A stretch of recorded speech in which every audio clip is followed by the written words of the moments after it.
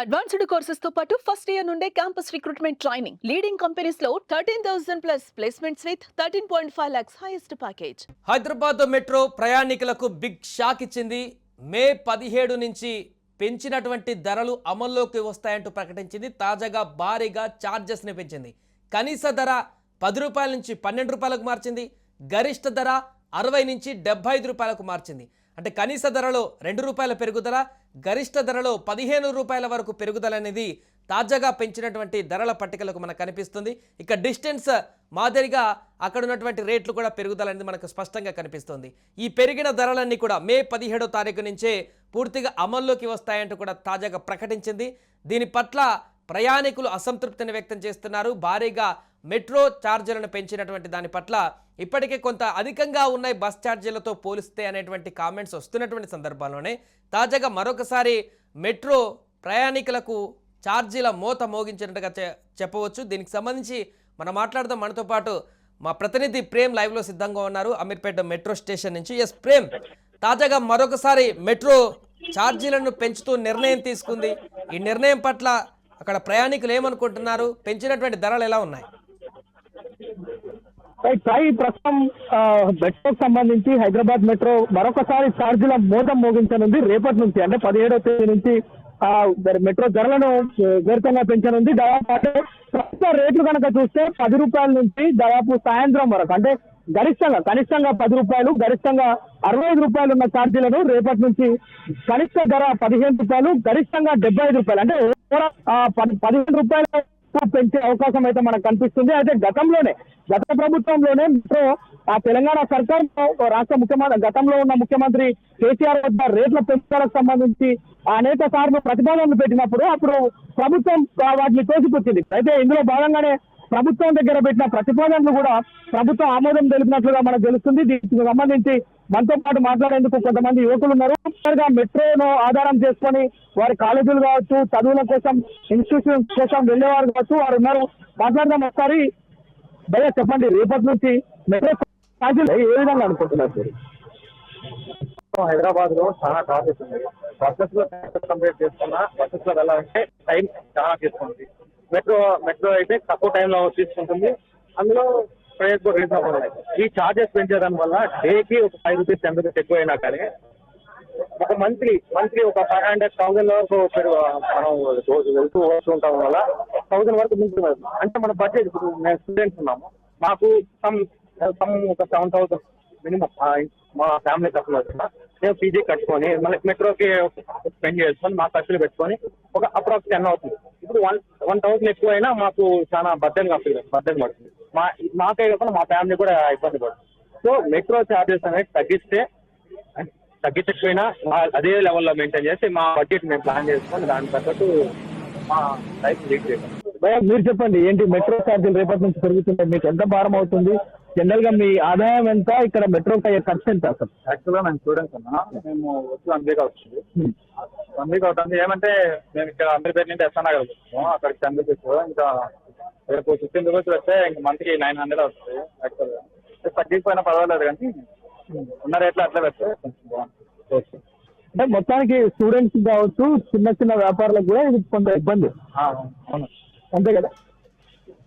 Right. అంటే సాయి, మనం నిజానికి చూస్తున్నాం, విద్యార్థులకే కాదు రెగ్యులర్ గా మెట్రోను ఆధారం చేసుకొని వెళ్ళే ప్రయాణికులందరిపైన కూడా ఈ యొక్క భారం పడుతుంది. అంటే ఇప్పటికే మెట్రో దీనికి సంబంధించి గతంలో కూడా అనేక సార్లు ప్రతిపాదనలు పెట్టినప్పుడు సక్సెస్ కాలేదు. కానీ ప్రస్తుతం మాత్రం తెలంగాణ రాష్ట్ర ప్రభుత్వం రేవంత్ రెడ్డి సర్కార్ మాత్రం మెట్రో ఛార్జీలను పెంచేందుకు మెట్రోకు గ్రీన్ సిగ్నల్ ఇచ్చినట్లుగా తెలుస్తుంది. అయితే ఇప్పటికే 1,500 కోట్ల రూపాయలను వార్షికంగా ఈ యొక్క మెట్రో ఆదాయాన్ని సమకూరుస్తుంది. అంటే వివిధ రూపాయలుగా ఓవైపు మెట్రోకి సంబంధించిన మెయింటెనెన్స్ కావచ్చు, అదేవిధంగా పిల్లర్స్ పైన వేసే ఈ యొక్క అడ్వర్టైజ్మెంట్స్ కావచ్చు, ప్రకటనలు కావచ్చు, లేదంటే షాపింగ్ మాల్స్ కావచ్చు, మెట్రోలో ఉన్న ప్రతి విధమైన కమర్షియల్స్ ఏదైతే ఉన్నాయో వాటి నుంచి గణనీయంగా మెట్రో యొక్క ఆదాయం అయితే పెరుగుతుంది.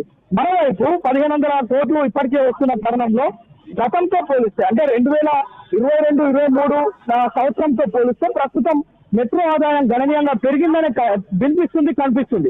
ప్రస్తుతం పెంచే రేట్ల ద్వారా కొంచెం ప్రయాణికులపైన ఇబ్బంది, అదేవిధంగా ప్రయాణికులపైన ఆర్థిక భారం పడే అవకాశం కూడా ఉంది. అంటే ముఖ్యంగా ఈ యొక్క మెట్రోలో ప్రతిరోజు చిన్న చిన్న వ్యాపారులతో పాటు స్టూడెంట్స్, అదేవిధంగా సాఫ్ట్వేర్ ఎంప్లాయీస్ ముఖ్యంగా ఎక్కువగా ప్రయాణం చేస్తుంటారు.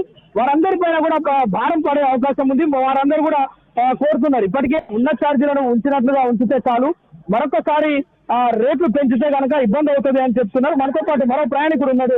సార్, రేపటి నుంచి మెట్రో రేట్లు పెరుగుతున్నాయి, దీన్ని ఎట్లా చూస్తున్నారు సార్?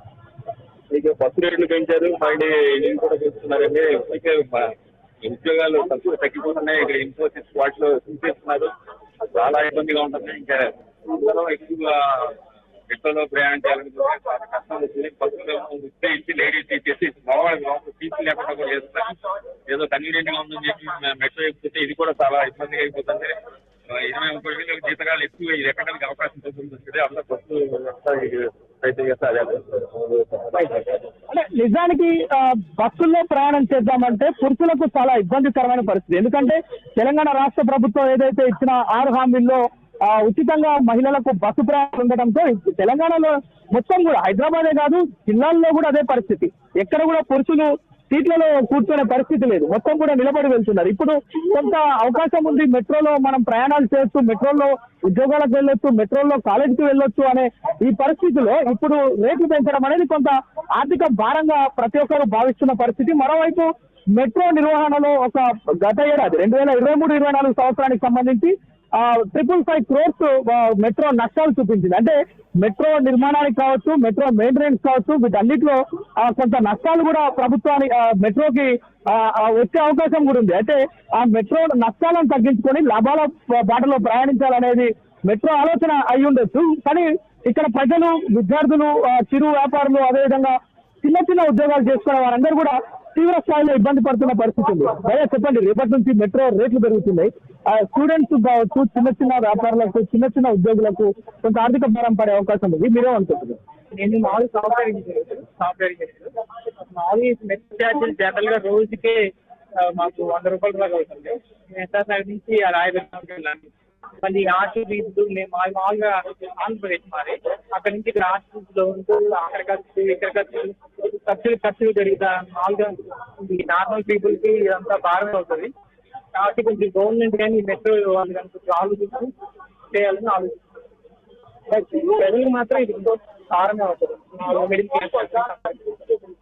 మిడిల్ క్లాస్ విద్యార్థులు కావచ్చు, చిన్న చిన్న వ్యాపారులు, ప్రతి ఒక్కరికి కూడా భారీగానే భావిస్తున్నారు. అయితే మెట్రో మాత్రం వార్షికంగా ఒక 150 కోట్లను టార్గెట్ చేస్తుంది. తన లాభాలలో ఒక 150 కోట్లను, ఇప్పటికే 1500 కోట్ల వార్షిక ఆదాయాన్ని చూపిస్తున్న మెట్రో మరొక 150 కోట్లను పెంచుకునే విధంగా అయితే ప్రణాళికలు రూపొందిస్తుంది. అందులో భాగంగానే ఈ యొక్క పెంచిన మెట్రో ఛార్జీలు రేపటి నుంచి అమల్లోకి రానున్నాయి. దాదాపు 10 నుంచి 15 రూపాయల వరకు మెట్రో ప్రతి ప్రయాణికుడి పైన ప్రతిరోజు భారం పడే అవకాశం ఉంది.